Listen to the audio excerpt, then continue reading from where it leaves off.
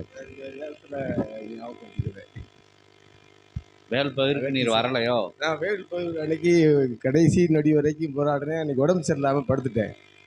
பைக்கில் வர முடியல. நானும் பையனும் வரதா இருந்தான். அன்னைக்கு நினைவிலேயே அழுதுகிட்டே படுத்துட்டேன். இங்கே வீட்டிலே விருதுநகர் ஆஃபீஸ்லேயே படுத்துட்டேன்.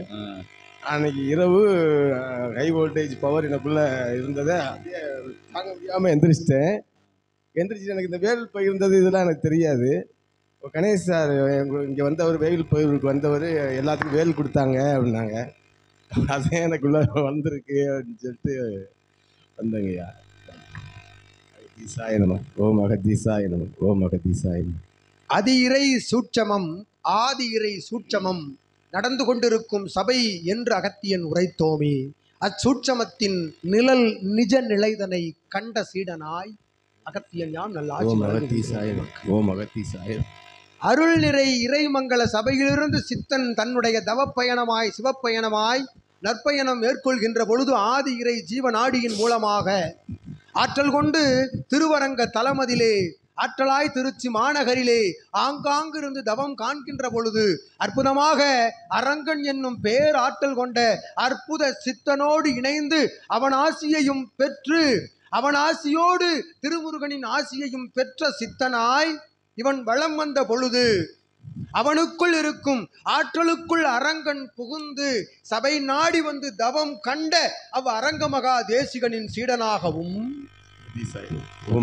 அவ் அரங்கமகா தேசிகன் அற்புதமாக இப்பூவுலகை விட்டு அவனுடைய ஆன்மா தனியாக உடல் விட்டு பிரிந்து அவ்வுடல் அத்தலத்தில் அமிழ்த்தப்பட்டு ஆற்றல் கொண்டு அத்தகைய ஆன்மா சிவ சபையோடு வந்து கலந்து பிரபஞ்சத்தோடு கலந்து தவம் காணும் அற்புத பிரபஞ்ச மகா சபையினுடைய நற்சீடனாக வளம் வருகின்ற உமக்கு அகத்தியன் நல்லாசி நாம் உரைத்தோமே. அகத்தியன் நாடு நகரம் ஆழி தாண்டி அமர்ந்திருந்த அத்துணை சீடர்களுக்கும் வேல் பகிரப்பட்டது சூட்சமமாக.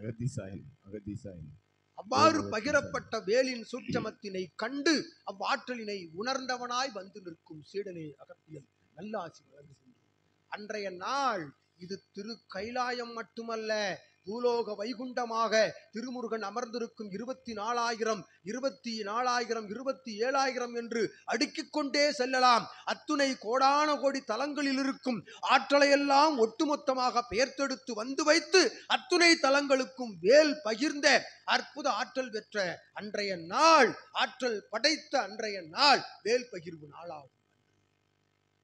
அகத்தியனும் விஸ்வாமித்திரனும் பாம்பாட்டியும் 11 சித்தர்களும் சிவமகா வாழை சித்தனும் வந்தமர்ந்த சீடர்களும் அவரவர்களை மறந்து அமர்ந்திருந்த தலமாகும்.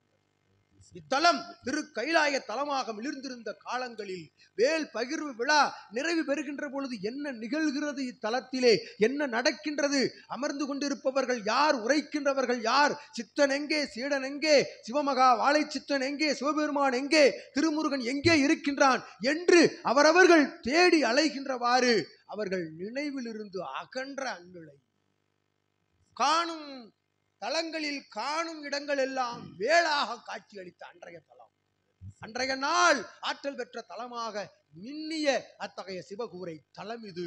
ஏன் வண்டல்வனம் மாநகர் மட்டுமல்ல, பிரபஞ்சமே வேலின் ஆற்றலாய் மிளிர்ந்த அத்தகைய காலம் அது.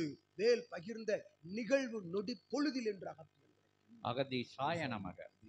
அவ்வாறு நொடி பொழுதும் பிரபஞ்ச ஆற்றலை தன்னகம் இருந்து நொடிகளுக்கு உள்ளிருக்கும் காலத்திற்குள்ளும் தன்னகம் இருந்து பிரபஞ்ச மகாசபையின் இயல்பு கொடிமரத்தின் மூலமாக ஆற்றலை பகிர்ந்து கொண்டிருக்கின்ற அற்புதமான தலத்தை நினைத்த அத்தகைய கணம் வேல் பகிரப்படுகின்றது சரீரத்தில் சுற்றமமாய் என்று அகத்தியன் உரைத்து அமர்ந்தது.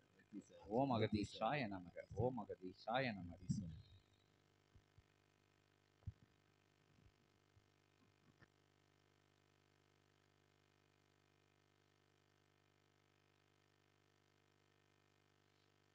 வேற ஞான சம்பந்தப்பட்ட கேள்வி எல்லாம் கேட்டு முடிச்சிட்டீங்களா?